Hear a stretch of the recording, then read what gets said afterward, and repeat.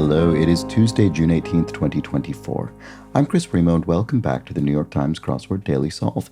It's a Tuesday crossword today, so it's time to solve another early week themed puzzle, but this time, of course, I won't be speed solving it. I'll be solving it in the normal fashion. And this ordinary edition of the Daily Solve has been brought to us by Fargrim, Josh Allen, and, as always, the indomitable Shoalmaster and the incorrigible Sheeler Beeler.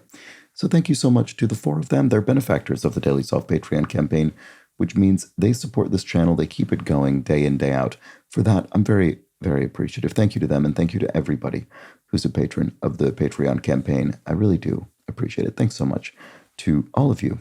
And if you'd like to join their ranks, you can do so at patreon.com/dailysolve or via the description field link, which will take you to the bonus videos. And for benefactors like those four, the Daily Solve official Let's Check the Crosses mug. I've seen a couple mugs were shipped out recently to benefactors. I get notified about that. So I hope you enjoy them. And let's, what else? Oh, do subscribe to the channel on YouTube if you have been enjoying these videos. That is a big help. Thanks if you've done that. And finally, there's that Daily Solve Discord chat server you can join via a description field link. It's a nice friendly chat community over there. So now let's get on to the crossword, which has been constructed by Aaron M. Rosenberg, who's constructed around half a dozen crosswords for the New York Times, and it was edited once again by Joel Faliano.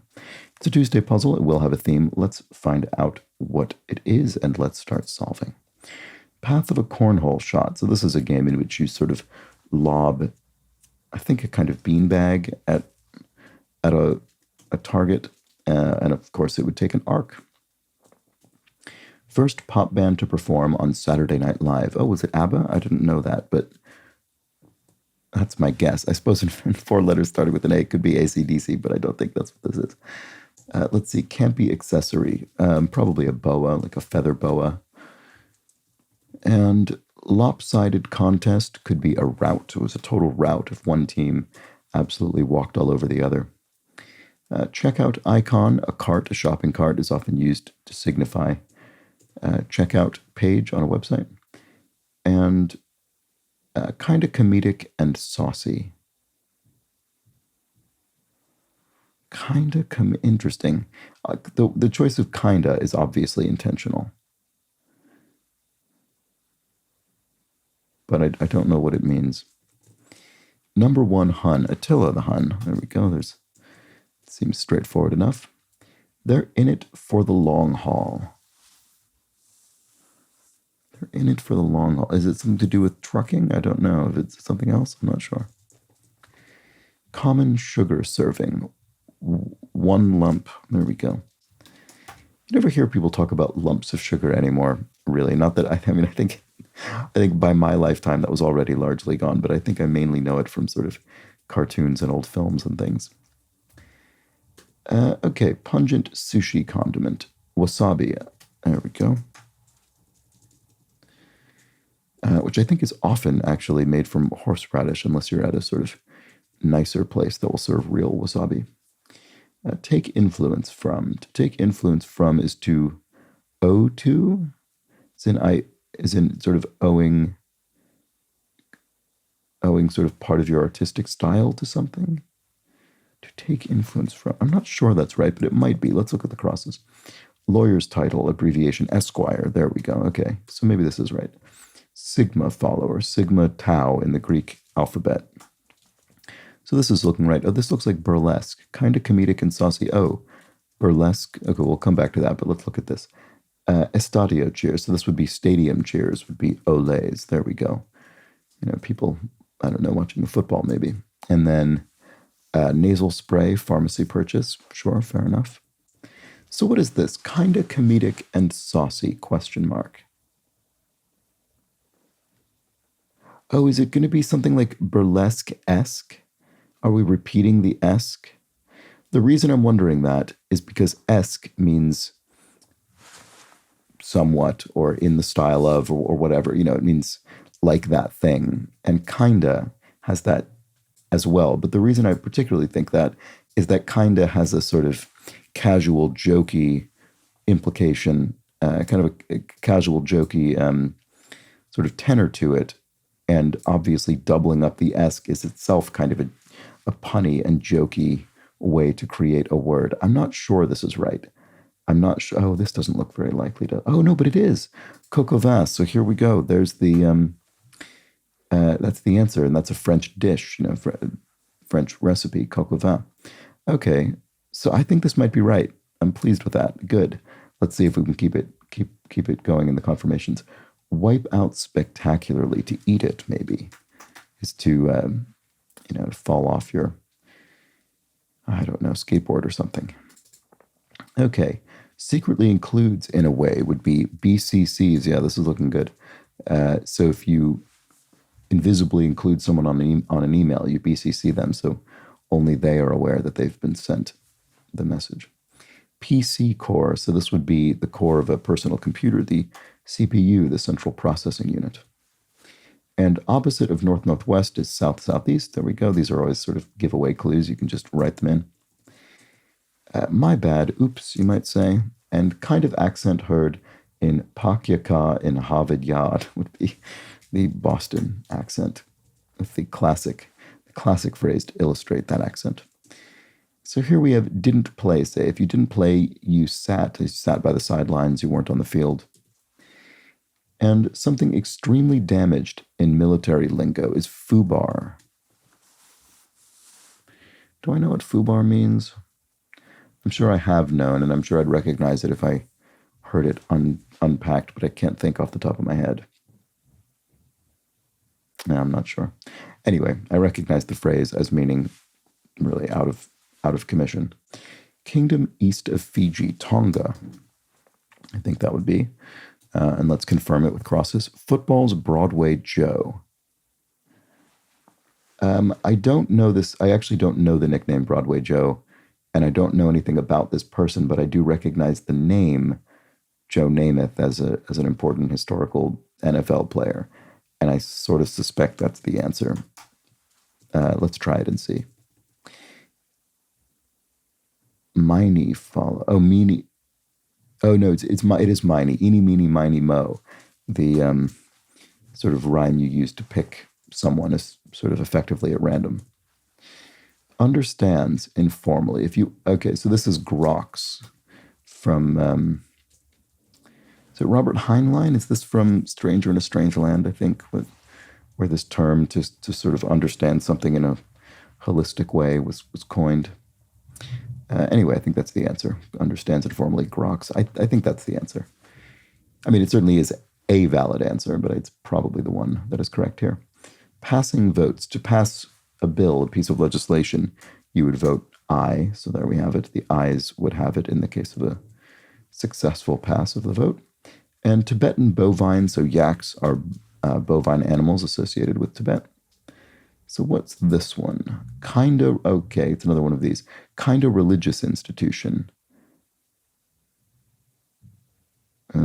Is this a seminary? Religious institution. Something about a seminary.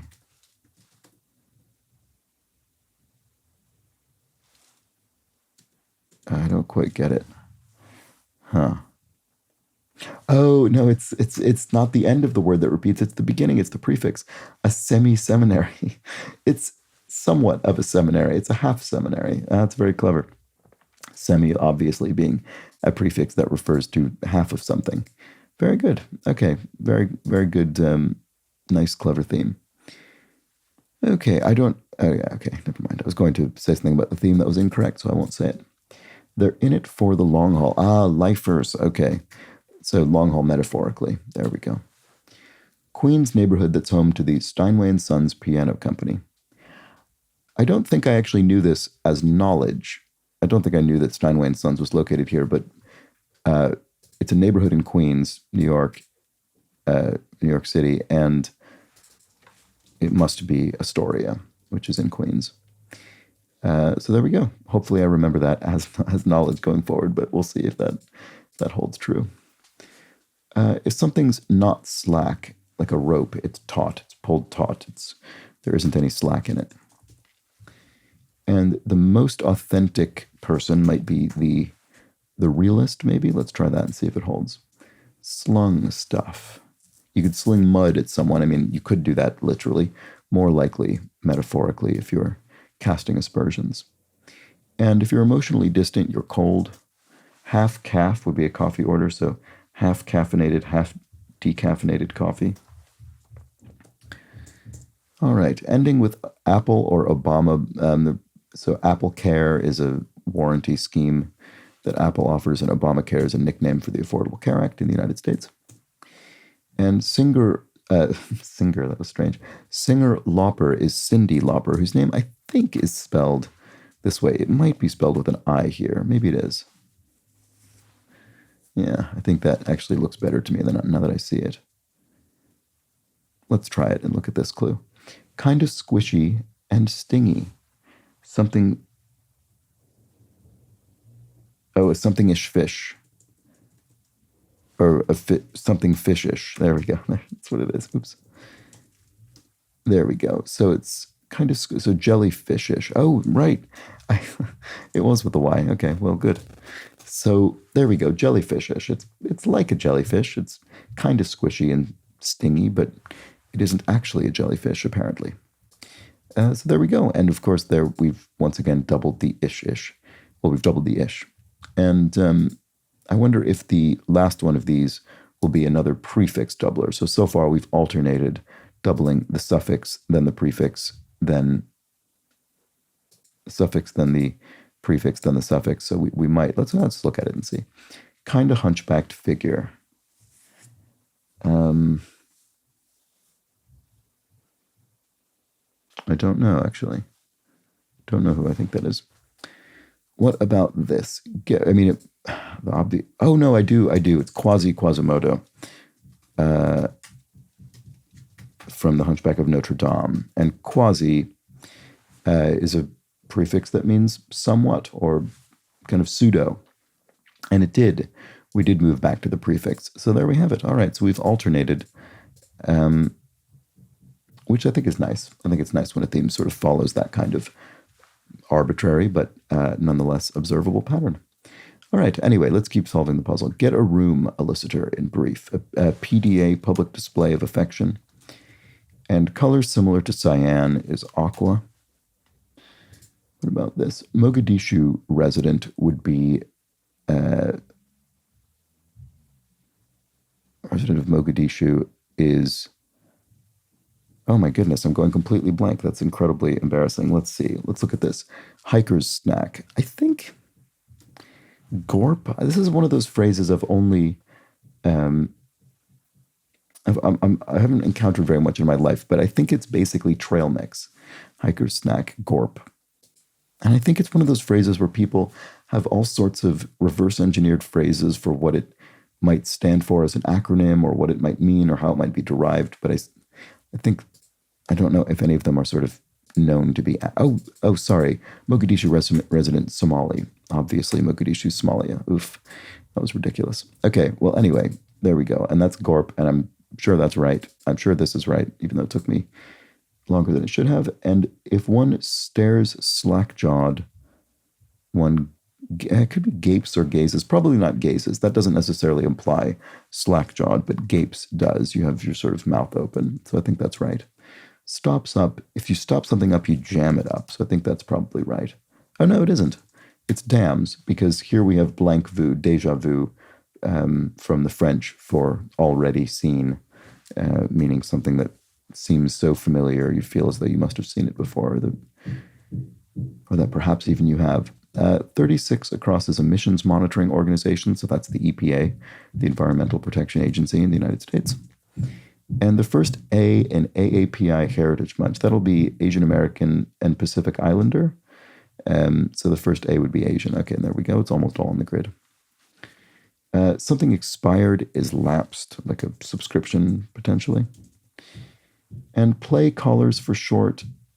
I assume, I mean, this is ridiculous that I don't necessarily understand the implication of this, but I think this is probably quarterbacks in the NFL. And I'm not familiar with the mechanics of that, but it just feels like it's probably the answer to me. Here we have hay unit would be a bale of hay on a farm. And Dubai's land is the United Arab Emirates, the UAE. Tournament ranking would be seed, how a given team or player is seeded in a tournament as it's sort of organized. And then here we have Summer Ale, Samuel Adams offering. So that's a beer. I think Samuel Adams is it still an independent brewery? I think it might be one of the few sort of major brands in the U.S. that is, long-lasting beer brands in the U.S. that is that. Chapel Hill School, North Carolina? I think Chapel Hill is in North Carolina. I'm not 100% certain of that, but it's a fairly decent guess, so let's try it and see. Rich Blank Penny Bags, a.k.a. Mr. Monopoly. Rich Uncle Penny Bags, a.k.a. Mr. Monopoly. Okay, there we go. Dagnabbit in Dusseldorf. So this is just referring to it being in Germany. So ach would be the generalized sort of exclamation of frustration or surprise or whatever. So there we go. And partner of pains would be aches and pains, often combined in a pair. Inconvenience would be a hassle. Arcade game pioneer would be the video game developer and publisher Atari. A playful term for one's female friends. Girlies, I guess. Yeah, I guess that's right. I can't think what else would fit there, so it must be that. Understands would be gets. All right, so that's nice. We have that crossing groks. So we have understands informally and then understands without a qualifier. So we have groks and gets, two G words that mean understands. Rebuttal to no, you're not. Yes, I am would be a direct rebuttal to that. And a winding ski race would be a slalom down a hill with, trees or barriers and things. Spacious converted apartment is a loft. There you go. You can have a loft built in a building as a converted apartment. And praiseful works are odes. There we go. The official poetic form of the New York Times crossword, the ode. Haven't seen it in a couple weeks, maybe. Could be wrong about that, but that's my memory. And there it is. One vowing to get in a habit would be a monk, I suppose, wearing religious garb and taking religious vows as well. So it's kind of a doubly punny clue in that sense. A bog is a fen, so sort of marsh land, and I know there are sort of specific distinctions between those terms, but broadly speaking, that's what we're referring to. And then finally, a finger wagger's syllable will be represented as tisk tisk. Oops. There we go. That is the Tuesday crossword. There we have it. With a very nice kinda theme. All four of our theme clues, yes, they all used the word kinda to indicate that we need to double up. Well, we need to, I'll say double up or reuse a prefix or suffix that means kinda, that means somewhat. So esque, semi, ish, and quasi in this case, as we created the punny descriptive phrases burlesque-esque, semi-seminary, jellyfish-ish, and quasi-quasimodo. There we go. It's a nice idea for a theme, and it was constructed very nicely with, as well, I think, a nice little bit of conscientious construction as we alternated the suffixes and prefixes being doubled, and that left us with a nice Tuesday crossword. And actually, is this slightly taller than it is wide? I've only just picked up on that. Yeah, it is. It's only 14 wide and 15 tall. So it's just a slightly rectangular grid rather than a perfect square there. Doesn't particularly matter, but it's just a thing that I only noticed a moment ago. Anyway, there we have it. That was the Tuesday crossword. Hope you enjoyed it. And I'll be back tomorrow for the midweek, mid-difficulty Wednesday puzzle. So do join me for that. But until then, please do have an excellent remainder of your Tuesday. Take care.